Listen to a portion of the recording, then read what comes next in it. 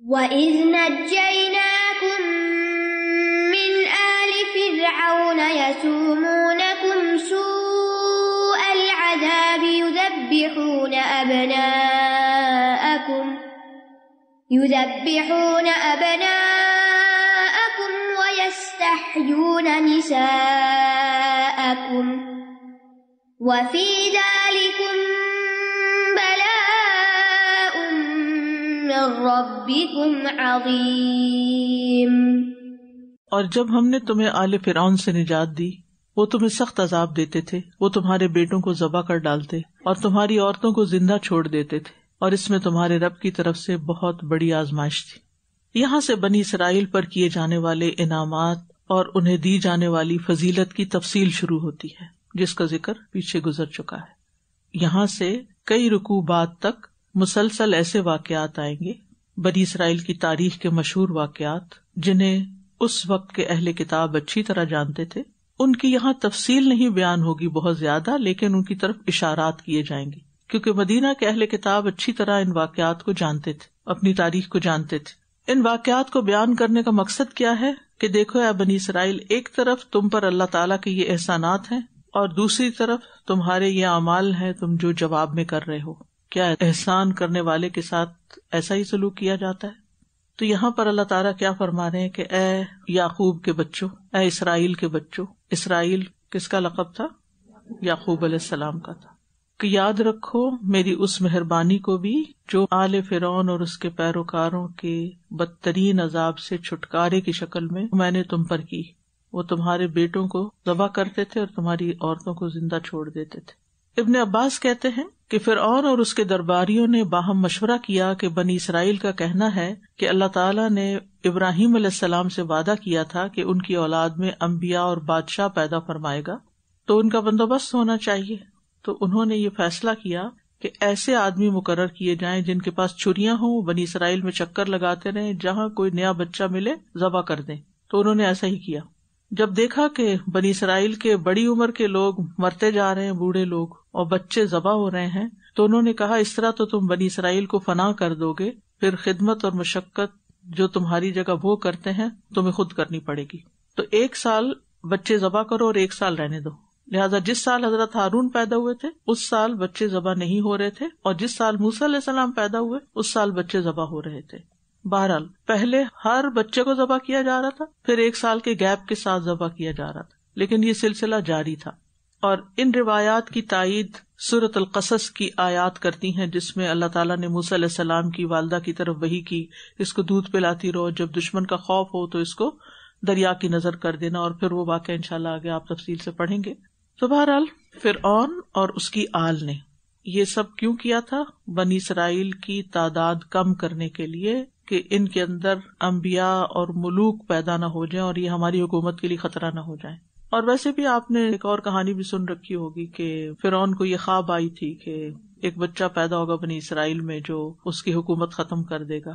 تو بہرحال اللہ ہی بہتر جانتا ہے ان واقعات کو، لیکن ریزن جو بھی تھی، obvious ریزن یہ نظر آتی کہ انہیں بنی اسرائیل کی بڑھتی ہوئی آبادی سے خوف آنے لگا کہ یہ کل کو زیادہ ہو گئے تو یہ ہمارے اوپر چھا جائیں گے۔ وَإِذْ نَجَّيْنَاكُمْ مِنْ آلِ فِرْعَوْنَ يَسُومُونَكُمْ سُوءَ الْعَذَابِ، جب نجات دی ہم نے تمہیں من آل فرعون۔ آل کے 2 معنی ہوتے ہیں، ایک اہل بیت یعنی آل اہل سے ہے، اور دوسرا پیروکار۔ یہاں فرعون کے گھر والے مراد نہیں، بلکہ اس سے مراد کون ہے؟ پیروکار، فالوورز، اس کی قوم کے لوگ، اس کے درباری، اس کے وزیر وغیرہ جو بھی اس کے کارندے تھے۔ تو اللہ سبحانہ وتعالیٰ فرمانے وَإِذْ میں کیا چھپا ہوا ہے؟ اذکر۔ قرآن مجید کا یہ اسلوب ہے، اللہ سبحانہ وتعالیٰ کئی جگہ پر اس کو واضح بھی کرتے ہیں۔ وَاذْکُرْ فِی الْکِتَابِ ابراہیم وَاذْکُرْ فِی الْکِتَابِ اسماعیل، یعنی وہاں اس کی بجائے اذکر کا لفظ آتا ہے، کہیں آتا وَاتْلُ عَلَیہم، آتا نا اتلو اتلو اتلو، کہیں آتا قل قل۔ تو یہ نبی صلی اللہ علیہ وسلم کو خطاب کر کے بات کی جاتی ہے، اور پھر اس کے بعد ایک طریقہ وَإِذْ کا بھی ہے، یہ مختصر ہے اذکر کی جگہ پر، کہ یاد کرو وہ وقت جب ایسا ہوا تھا۔ وَإِذْ نَجَّيْنَاكُمْ وَإِذْ فَرَقْنَا وَإِذْ وَعَدْنَا وَإِذْ قَالَ مُوسَىٰ، یہ بہت آتا ہے، آگے کئی آیات میں اس کا لفظ آتا رہے گا۔ ہر جگہ یہ سمجھ جائیے خود کہ نبی صلی اللہ علیہ وسلم سے کہا جا رہا ہے کہ آپ ذکر کیجئے ان کے سامنے اس واقعے کا جب ہم نے ان بنی اسرائیل کو آل فرعون سے نجات دی تھی، جو اس کے طور طریقے پر تھے، اس کی ملت پر تھے، اس کے دین پر تھے، چاہے اس کے نسب سے تھے یا نہیں تھے. اور فرعون مصر کے بادشاہوں کا لقب تھا، جیسے روم کے بادشاہ کو قیصر، فارس کے بادشاہ کو کسرا کہتے، مصر کے بادشاہ کو فرعون کہتے تھے. یسومونکم، یسومونا کے 3 معنی ہیں. ایک ہے ایذا دینا، یعنی وہ تمہیں ایذا دیتے تھے. دوسرا ہے مشکل کام کی تکلیف دینا، یعنی وہ تم سے مشکل کام کرواتے تھے. کچھ معلوم ہے کون سے؟ کچھ پڑھ رکھا ہے آپ نے کبھی؟ بڑی بڑی عمارتیں بنواتے اور بہت مزدوری کے کام لیتے ان سے. اور تیسرا ہے بدترین عذاب میں اضافہ کرنا، یعنی وہ تمہارے بدترین عذاب میں اضافہ کرتے جا رہے تھے. نجیناکم، تو اللہ تعالیٰ نے اس کے مقابلے میں ان کو پھر اسی طرح خوب نجات دی فرعون اور اس کے ساتھیوں سے جو لوگوں پہ ظلم کرتے تھے. اور یہی اس کے وزیر اور لوگ تھے جو فرعون کو بنی اسرائیل کے خلاف بھڑکاتے رہتے تھے. فرعون ایک نہیں کئی ایک گزرے ہیں. یہ فرعون وہ ہے جو موسیٰ علیہ السلام کے زمانے میں تھا.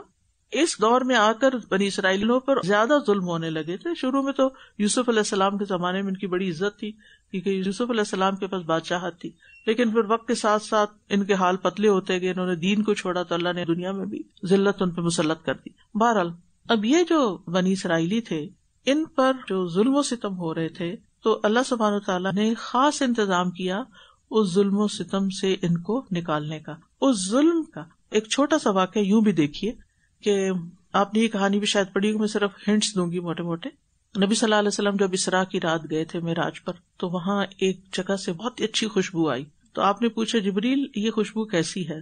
تو انہوں نے بتایا کہ یہ فرعون کی بیٹی کی مشاطہ ہے، کنگھی کرنے والی ہے، اس کا میک اپ کرنے والی، اس کی خادمہ ہے اور اس کی اولاد کی خوشبو ہے. میں نے پوچھا قصہ کیا ہے؟ تو کہا کہ یہ خادمہ ایک دن فرعون کی بیٹی کی کنگھی کر رہی تھی، کنگھی ہاتھ سے چھوٹ کے گری تو اس نے بسم اللہ پڑھ کے اٹھائی. تو فرعون کی بیٹی کہنے لگی کہ کیا تم نے میرے باپ کا نام لیا؟ تو کہا نہیں، میں نے اللہ کا نام لیا جو میرا، تمہارا، تمہارے باپ کا بھی رب ہے. تو اس نے کہا کہ میں اس کی خبر اپنے والد کو دے دوں؟ تو اس نے کہا ضرور. جب باپ تک بات گئی، فرعون تک بات گئی، تو اس نے پھر بلا کے پوچھا کہ تمہارا کوئی اور رب بھی ہے؟ اس نے کہا میرا اور تمہارا رب اللہ ہے. نے صاف حق بتایا. اس کے بعد اس کو اور اس کی اولاد کو آگ میں پھینکے جانے کا حکم ملا، اور پھر وہ جل کر کوئلہ ہو گئے. یعنی ایک کے بعد ایک بچہ پہلے پھینکا گیا، اور جب چھوٹا بچہ جو دودھ پیتا تھا اس کو جو پھینکنے لگی تو ماں ذرا سی ہچکچائی، اور پھر اس نے کہا نہیں ماں تم بھی کود پڑو اور مجھے بھی پھینکو. تو بہرحال دنیا میں تو عذاب ہوا، لیکن اللہ سبحانہ وتعالیٰ نے وہاں بہت اچھی جگہ دی. تو اس سے اندازہ کر سکتے ہیں کہ ایک بسم اللہ کہنے کی بھی اجازت نہیں تھی ان کو. اور سورۃ البروج کے شروع میں بھی آتا ہے نا، اگر آپ اس کا ترجمہ پڑھیں تو، کہ ان کو بڑی بڑی آگ کی بھٹیوں میں گرایا گیا تھا. ایک اور قوم کے بارے میں آتا ہے، ان کا بھی قصور صرف اتنا تھا کہ وہ لا الہ الا اللہ پڑھتے تھے. آج ہم لوگ کتنے خوش قسمت ہیں کہ ہمیں لا الہ الا اللہ پڑھنے میں کوئی مشکل نہیں. 100 دفعہ دن میں بسم اللہ کہیں، ہمیں کوئی پرابلم نہیں، لیکن پھر بھی ہم اس آزادی سے فائدہ نہیں اٹھاتے. بہرحال یذبحون ابناءکم ویستحیون نساءکم، یذبحون مبالغہ ہے اس میں، بری طرح ذبح کرتے تھے، یعنی بری طرح ذبح کرتے تھے. یعنی ذبح کرنے میں بھی ایک ہوتا ہے نا احسان کے ساتھ ذبح کرنا. وَيَسْتَحْيُونَ نِسَاءَكُمْ، اور تمہاری عورتوں کو چھوڑ دیتے تھے، پھر وہ ان کو فرعونی اپنا غلام بنا لیتے تھے. وَفِي ذَلِكُمْ بَلَاءٌ مِّن رَبِّكُمْ عَظِيمٌ، اور اس واقعے میں تمہارے لیے بہت بڑی آزمائش تھی، یعنی ان حالات میں بہت بڑی آزمائش تھی تمہارے رب کی طرف سے. بلا کا لفظ جو ہے نا امتحان اور آزمائش کے لیے ہوتا ہے، خواہ مصیبت کے ساتھ ہو یا انعام کے ساتھ. قرآن مجید میں آتا ہے وَنَبْلُوكُمْ بِالْخَيْرِ وَالشَّرِّ فِتْنَةً، ہم تمہیں اچھائی برائی دونوں کے ساتھ آزماتے ہیں. یعنی نعمتیں بھی آزمائش ہوتی ہیں اور تکلیفیں بھی آزمائش ہوتی ہیں. تو یہاں پر دونوں معنی آ سکتے ہیں. کیسے؟ یعنی نجات تمہارے رب کی طرف سے کیا تھا، ایک امتحان تھا تمہارے لیے، یعنی کہ بہت بڑا امتحان تھا اور تمہیں نجات دے دی، تمہارے ساتھ بہت اچھا ہو گیا، لیکن تم نے پھر کتنا شکر ادا کیا. اور دوسرا یہ کہ یہ سب کچھ جو ہو رہا تھا تمہارے ساتھ، یہ کیا تھا، اللہ کی طرف سے تم پر امتحان آیا ہوا تھا. تمہارے بیٹوں کو جو ذبح کیا جا رہا تھا یہ اللہ کے اذن سے ہو رہا تھا. کیوں؟ کسی قوم کے ساتھ ایسا کیوں ہوتا ہے جب اللہ کی نافرمانی کرتی ہے؟ مطلب یہ ہے آل فرعون سے نجات ملنا ایک خیر کی بات تھی، اور یہ نجات ایک انعام تھا، اس میں بھی امتحان تھا. اور دوسری طرف فرعونیوں کا ان پر مسلط ہونا اور ان کو عذاب دینا بھی ایک امتحان تھا، ایک سخت بڑی مصیبت تھی. ان کی نسل اور قوم ختم ہوتی جا رہی تھی، ان کی بچیاں غیر قوم کے استعمال میں آ رہی تھی. اور تیسرے یہ کہ اپنی آنکھوں کے سامنے اپنی اولاد کو ذبح ہوتے دیکھتے تھے.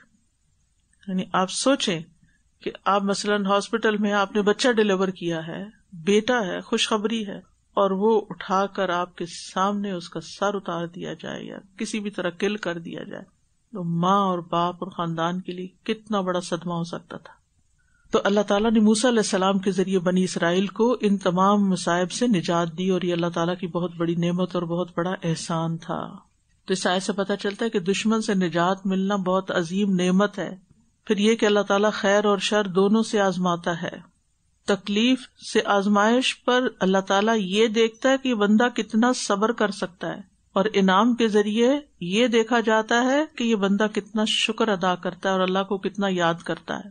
یہاں بیٹوں کا ذبح کرنا بھی آزمائش تھی، اور عورتوں کا زندہ چھوڑا جانا بھی، وہ اس سے بڑی آزمائش، کیونکہ جب عورتیں بیٹوں کے بغیر، بھائیوں کے بغیر، مردوں کے بغیر کسی معاشرے میں رہ رہی ہوں تو وہ کمزور ہوتی ہے نا، تو پھر ان کے ساتھ کیا ہوتا ہے۔ ریسنٹلی میں دیکھ رہی تھی کسی خاتون کے بارے میں، اس نے اپنا واقعات بتائے ہوئے تھے کہ کس طرح وہ کسی ملک میں تھی جہاں اس پہ کوڑے پڑنے تھے، وہاں سے وہ بھاگ کے فرانس آئی، اور پھر فرانس سے پتہ نہیں کہاں سے کہاں، اور جہاں وہ گئی اس کے ساتھ کیا کچھ پیش آیا اور کس طرح، یعنی اتنی دلدوز کہانی تھی۔ تو میں یہ سوچ رہی تھی کہ یہ کتنی بڑی آزمائش ہے، یعنی ایک تنہا عورت جو کسی جگہ رہ رہی ہو اور اس کا نہ باپ ہو، نہ بھائی ہو، نہ کوئی عزیز ہو، نہ رشتہ دار ہو، اور جس مرد سے اس کا واسطہ پڑے وہ اس سے کسی اور چیز کا تقاضا کرے، تو یہ چھوٹا سا امتحان نہیں ہے۔